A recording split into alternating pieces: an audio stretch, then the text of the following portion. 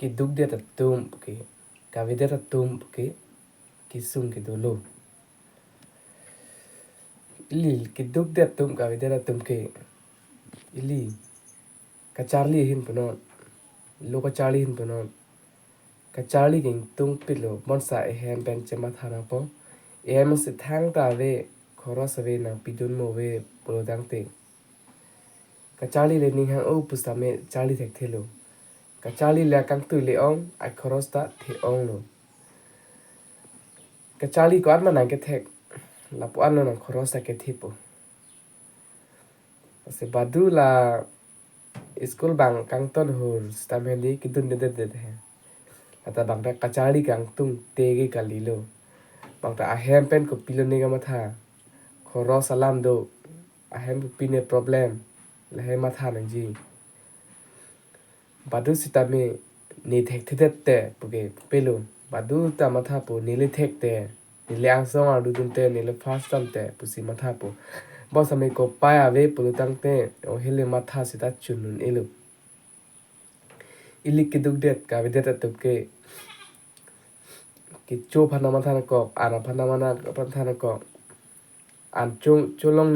le lo ne jo lai ta matha nang ji e pok phan ke che matha na ko mati Basta me school dun ne duning tung telu pu bang ka velo basta me upai na pai si bang ka vedet son tame into nang hur lo asala muni tum du pit khoros ka ve pen school ke dun le patum he tum du pit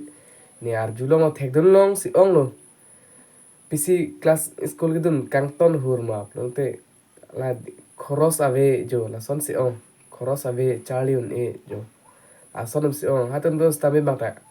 Kacharli kang tung te buke kalilo non ni lita solo Kacharli kang tung te buke kalilo posabe ko pai lo la ke e prang ko pine ke man la bat hang ta che pudek thelo ke dubdet ka vedet tum ke chu bhana ma thana ko mati Kacharli le ning hang o pusitame akhoros cholong e pute ko pujilang la bang kang ton hur tum ta la pulo I have problem pine la hai pen la hai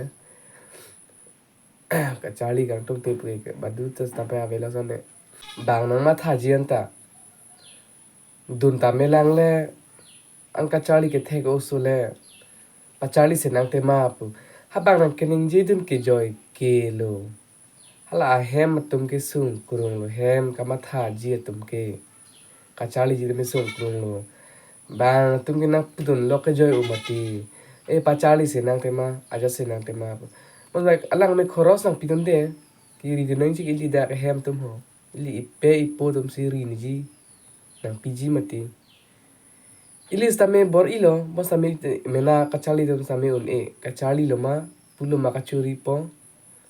ke cholma pulo ma pe la do mati ho ma tha son do pe asi bang na pudun lo ka jo ke se mena se chichini